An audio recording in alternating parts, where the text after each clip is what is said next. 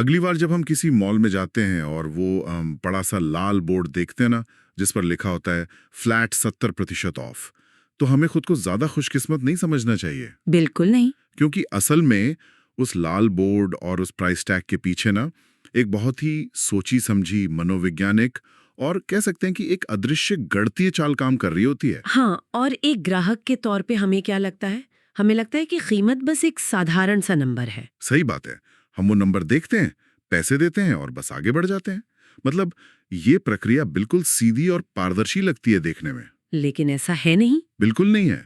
और इसीलिए आज के इस गहन चर्चा में या हमारे इस डीप डाइव में हमारे पास द ट्रेड ब्लूप्रिंट नाम का एक ऐसा रिसोर्स है जो इस पूरी व्यवस्था का पर्दाफाश करता है। हाँ, ये ब्लूप्रिंट बहुत ही डिटेल में जाता है। तो हमारा मिशन आज यही है, मुनाफा, नुकसान और किसी भी चीज की कीमत तय होने के पीछे का जो ये जटिल गणित है ना, उसे डिकोड करना। हम रोजमर्रा की जिंदगी में जो भी खरीदते या बेचते हैं, उसके पीछे काम करने वाले इस ढांचे को आज हम बहुत बारीकी से समझेंगे। और ये समझना इसलिए भी बहुत जरूरी है क्योंकि हम अक्सर सिर्फ सतह को ही देखते हैं। मतलब हमें सादगी पसंद है, इसलिए हम मान लेते हैं कि जो कीमत सामने लिखी है बस वही अंतिम सत्य है। हाँ, जो टैग पर है वही सच है। बिल्कुल। लेकिन द ट्रेड ब्लूप्रिंट हमें बताता है कि व्यापार असल में 3 अलग-अलग आधारों पर टिका होता है और ये तीनों आपस में एक बहुत ही दिलचस्प खेल खेलते हैं। सही कहा। और मैं इसी से शुरुआत करना चाहता हूँ। इस ब्लूप्रिंट में व्यापार के 3 मुख्य स्तंभ बताए गए हैं। पहला है कॉस्ट प्राइस या क्रय मूल्य, जिसे हम आम भाषा में सीपी कहते हैं। हाँ, जो कि निर्माता का आधार है। दूसरा है मार्क्ड प्राइस यानी अंकित मूल्य या एमपी। और तीसरा है सेलिंग प्राइस यानी विक्रय मूल्य, जिसे एसपी कहा जाता है। जब मैं इन तीनों के बारे में पढ़ रहा था तो मेरे दिमाग में अचानक से तीरंदाजी का एक ख्याल आया। अच्छा, तीरंदाजी का। हाँ, मतलब मान लीजिए सीपी वो जमीन है जहां तीरंदाज खड़ा है, यानी किसी चीज को बनाने की असल लागत। एमपी वो बुलजाए या निशाना है जिसे तीरंदाज हवा में भेदना चाहता है, यानी वो कीमत जो लेबल पर छपी होती है। बिल्कुल सही एनालॉजी है। लेकिन एसपी वो जगह है जहां तीर असल में जाकर लगता है। ये तीरंदाजी वाला उदाहरण काफी दिलचस्प है। अगर हम इस एनालॉजी को थोड़ा और आगे बढ़ाएं ना, तो व्यापार में नतीजों का जो पूरा मैट्रिक्स है वो सिर्फ इस बात पर निर्भर करता है कि वो तीर यानी सेलिंग प्राइस, हाँ यानी एसपी, उस जमीन यानी कॉस्ट प्राइस से कितना आगे या पीछे गिरा है। अगर आपका तीर जमीन के स्तर से आगे गिरता है यानी एसपी आपकी लागत से ज्यादा है, तो आप मुनाफे में हैं। और अगर पीछे गिरता है तो नुकसान है। इक्विलिब्रियम की स्थिति होती है, मतलब ना मुनाफा हुआ ना नुकसान। लेकिन यहाँ ना एक चीज है जो मुझे थोड़ी उलझाती है। ब्लूप्रिंट में एक बहुत ही कड़ा नियम दिया गया है कि मुनाफा हो या नुकसान, दोनों की गणना हमेशा उसी जमीन पर यानी क्रय मूल्य या सीपी पर ही की जाएगी। हाँ, सीपी ही वो नींव है जो कभी नहीं हिलती। खैर, ये बात तो पूरी तरह तर्कसंगत लगती है, लेकिन साथ ही ये भी लिखा है कि मार्कअप हमेशा सीपी के ऊपर जोड़ा जाता है, जबकि डिस्काउंट या छूट हमेशा अंकित मूल्य यानी एमपी पर दी जाती है। हाँ, ये एक बहुत जरूरी डिस्टिंक्शन है। तो मेरा सवाल ये है कि अगर लागत ही असली आधार है, तो डिस्काउंट हमेशा उस बुलजाए वाले एमपी पर ही क्यों दिया जाता है? कॉस्ट प्राइस पर छूट क्यों नहीं दी जाती? क्योंकि यहाँ गणित से ज्यादा ना इंसान का मनोविज्ञान काम कर रहा है। सोचिए, एक निर्माता या दुकानदार का मुख्य उद्देश्य आखिर क्या है? ग्राहक को आकर्षित करना। बिल्कुल, ग्राहक को आकर्षित करना और साथ ही अपना मुनाफा भी बचाना। अगर कोई दुकानदार अपनी असल लागत यानी सीपी पर छूट देने लगेगा, तो वो तो तुरंत अपनी जेब से पैसे गंवाने लगेगा ना। हाँ, फिर तो वो नुकसान में चला जाएगा। इसीलिए वो एक रणनीतिक खेल खेलते हैं। वो पहले ही सीपी के ऊपर एक मार्कअप प्रतिशत जोड़ देते हैं और एक कृत्रिम लक्ष्य बना लेते हैं, जिसे आपने बुलजाए कहा, यानी एमपी तय कर देते हैं। अच्छा, तो मतलब वो निशाना पहले ही बहुत ऊंचा सेट कर दिया जाता है। बिल्कुल। और जब किसी को उस बढ़े हुए एमपी पर छूट मिलती है, तो दिमाग में एक एंकर सेट हो जाता है। हमें लगता है कि हमने एक बहुत महंगी चीज सस्ते में खरीद कर एक शानदार सौदा कर लिया है। हाँ, वो एक मनोवैज्ञानिक जीत की तरह महसूस होता है। सही कहा। लेकिन वास्तविकता में छूट देने के बाद भी जो विक्रय मूल्य या एसपी तय होता है, वो अभी भी लागत से ऊपर ही होता है। ग्राहक खुश कि उसे भारी डिस्काउंट मिला और दुकानदार खुश क्योंकि उसका मुनाफा पूरी तरह सुरक्षित है। बिल्कुल। मतलब एक तरह से ये पूरा ढांचा दिमाग के साथ खेला जाने वाला एक भ्रम है। कमाल है। अब जब हम ये बुनियादी ढांचा समझ गए हैं, तो मैं प्रतिशत यानी परसेंटेज के गणित पर आना चाहूंगा, बिल्कुल। क्योंकि ब्लूप्रिंट का एक बड़ा हिस्सा इसी बात पर जोर देता है। हाँ, मैकेनिक्स ऑफ प्रॉफिट परसेंट। जी। इसमें समझाया गया है कि प्रतिशत हमेशा 100 रुपए के आधार पर देखा जाता है। और इसे समझना बहुत जरूरी है, क्योंकि हम अक्सर जो निरपेक्ष संख्याएं होती हैं यानी एब्सोल्यूट नंबर्स और प्रतिशत के बीच कंफ्यूज हो जाते हैं। मतलब वो कैसे? मान लीजिए किसी चीज की लागत या सीपी 250 रुपए है और उसे 290 रुपए में बेचा जाता है। यहाँ सीधा मुनाफा कितना हुआ? 40 रुपए का। हाँ, ये 40 रुपए निरपेक्ष संख्या है, लेकिन अलग अलग चीजों की तुलना करने के लिए हमें इसे एक समान पैमाने पर लाना होता है, जो कि 100 का पैमाना है। तो इसे हम यूनिटरी मेथड या एक इकाई के तरीके से हल करते हैं ना? बिल्कुल। अगर 250 रुपए के निवेश पर 40 रुपए का मुनाफा हो रहा है, तो गणित के हिसाब से 1 रुपए के निवेश पर मुनाफा होगा 40 बटा 250। ठीक है।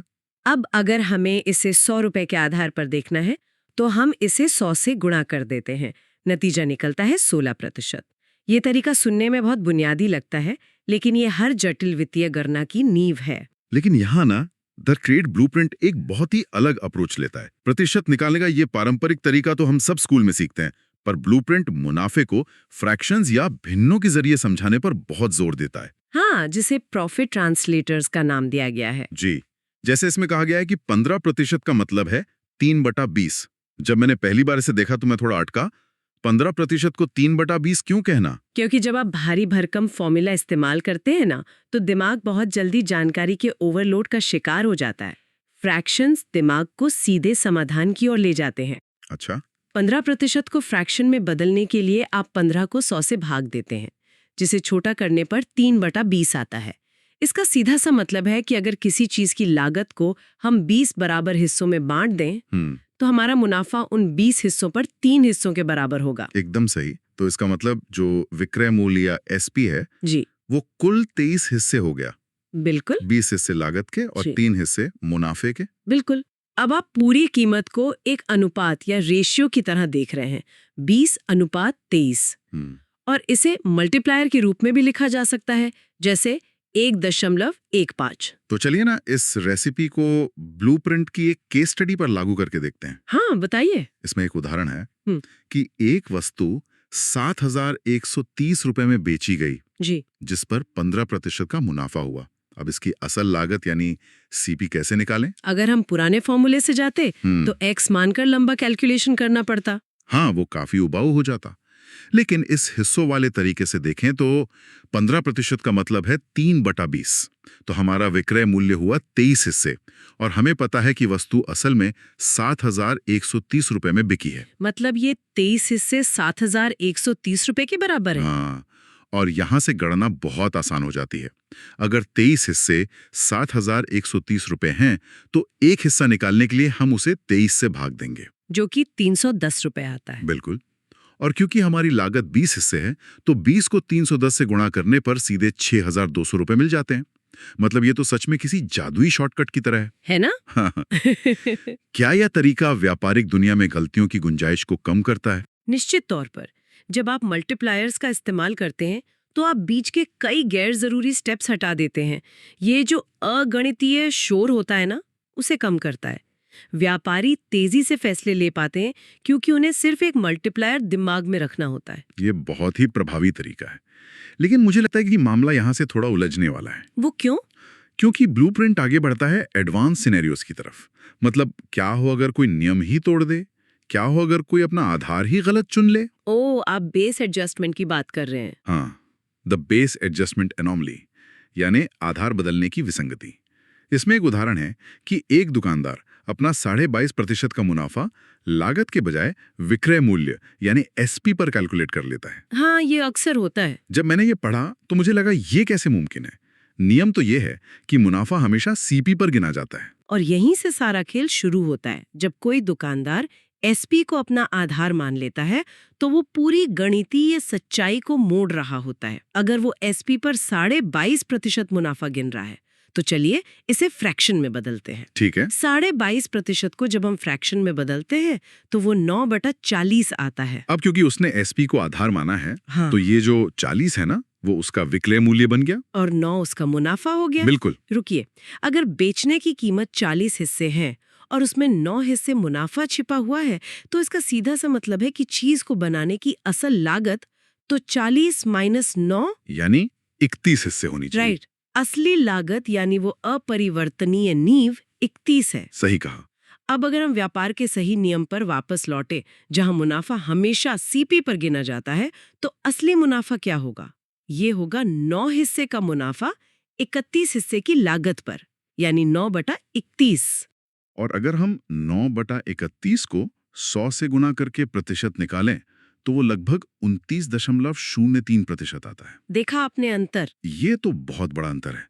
कागज पर वो दिखा रहा है 22.5%, लेकिन असल में वो 29% से ज्यादा कमा रहा है। तो मेरा सवाल ये है कि क्या वो दुकानदार गणित की कोई भोली गलती कर रहा था, या वो जानबूझकर खुद को और ग्राहकों को एक इल्यूजन यानी भ्रम में रख रहा था? देखिए, व्यापारिक दुनिया में इसे अक्सर नैरेटिव कंट्रोल या अपनी कहानी खुद गढ़ना कहा जाता है। अच्छा। कई बार कंपनियां या विक्रेता अपने मुनाफे के मार्जिन को कम आक्रामक दिखाना चाहते हैं।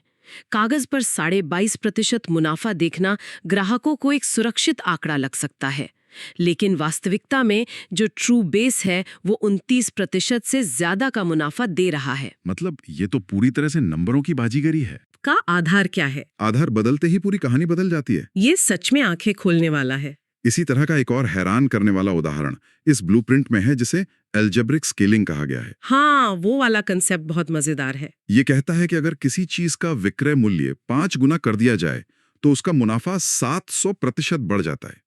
मतलब पहली बार सुनने में ये पूरी तरह से नामुमकिन और बेतुका लगता है। अगर कीमत 5 गुना हुई है तो मुनाफा 7 गुना कैसे बढ़ सकता है?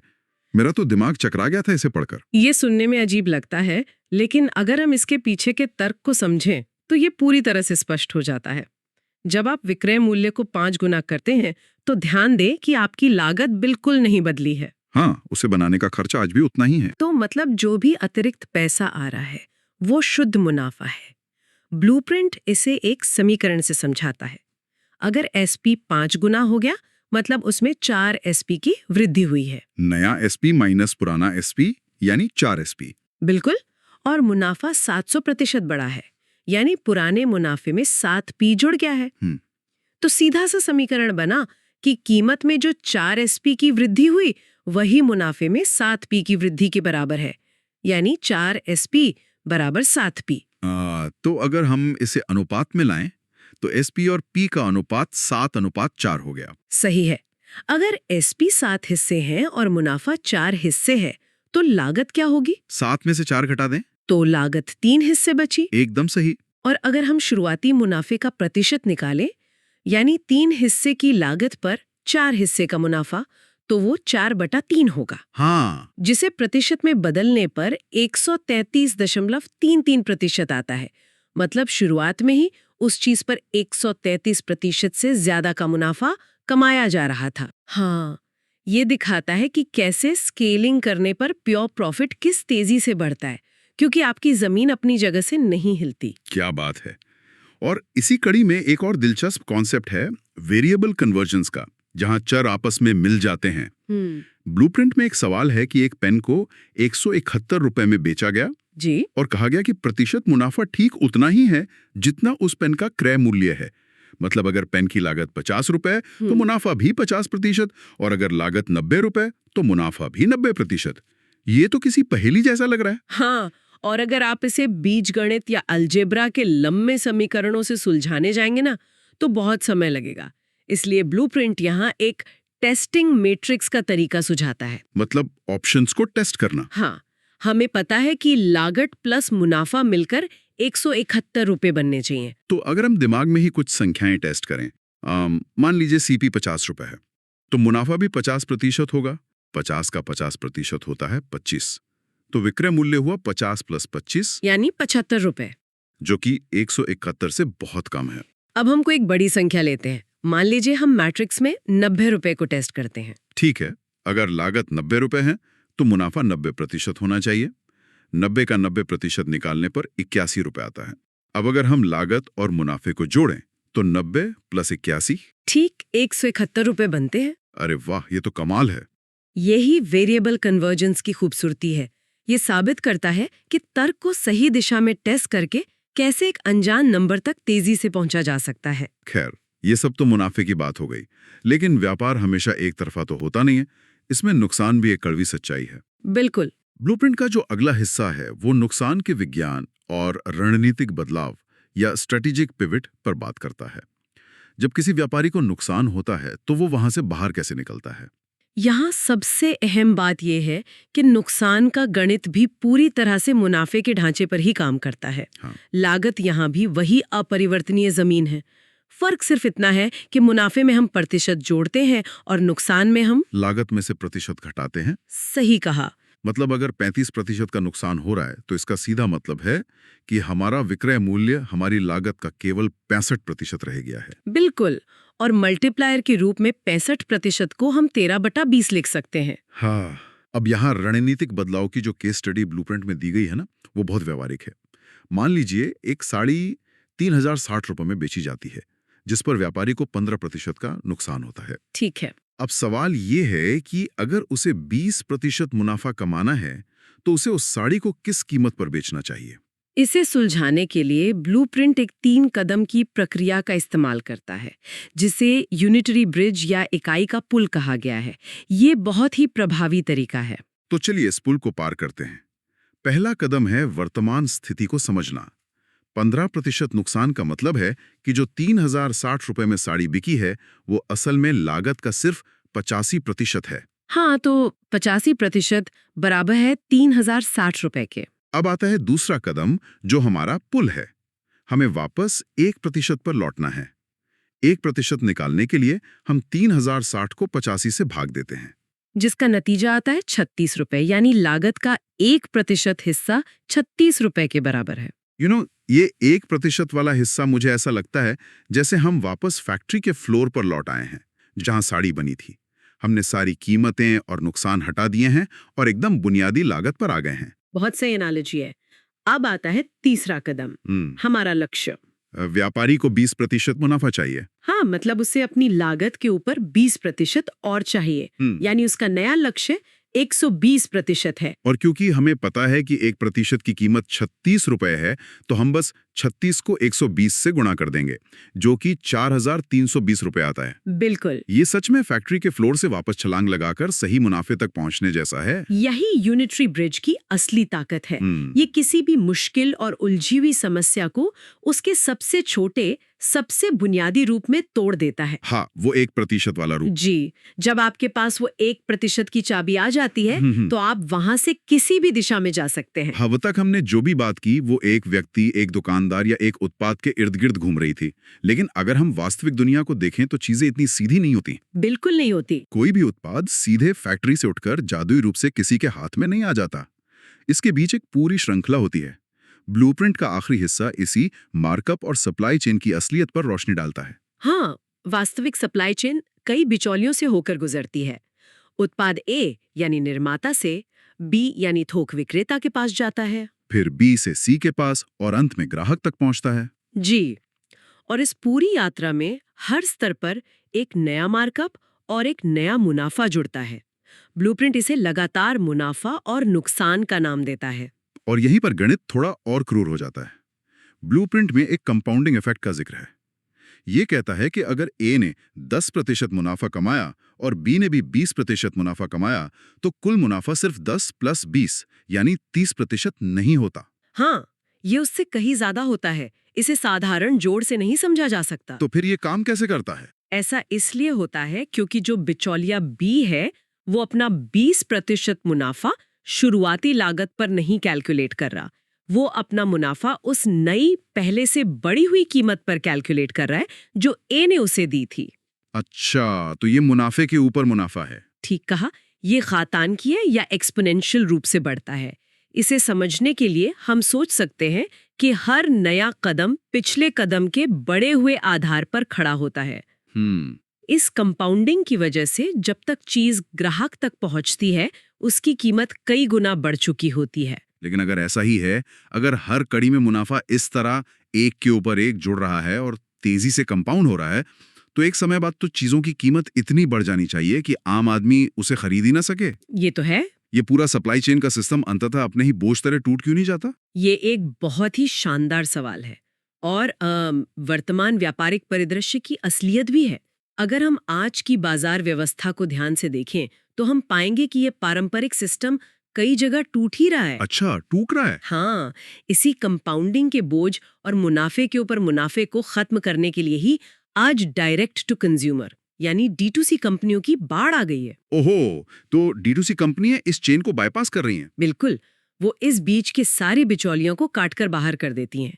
जब बिचौलिए नहीं होते तो वो तेजी से बढ़ने वाला मुनाफा भी नहीं जुड़ता। सही बात है। इससे D2C कंपनियां खुद के लिए एक बड़ा सीधा मुनाफा कमा पाती हैं और फिर भी ग्राहकों को वो उत्पाद पारंपरिक बाजार की तुलना में सस्ते में दे पाती हैं। ये उसी गणितीय ढांचे को अपने फायदे के लिए फिर से लिखने का एक बेहतरीन तरीका है। तो कुल मिलाकर आज की इस डीप डाइव ने यह साबित कर दिया है कि किसी भी चीज की कीमत महज एक हवा में उछाला गया नंबर नहीं होती। उस साधारण से दिखने वाले प्राइस टैग के पीछे कॉस्ट प्राइस नाम की एक बहुत मजबूत और ना बदलने वाली जमीन है। हाँ।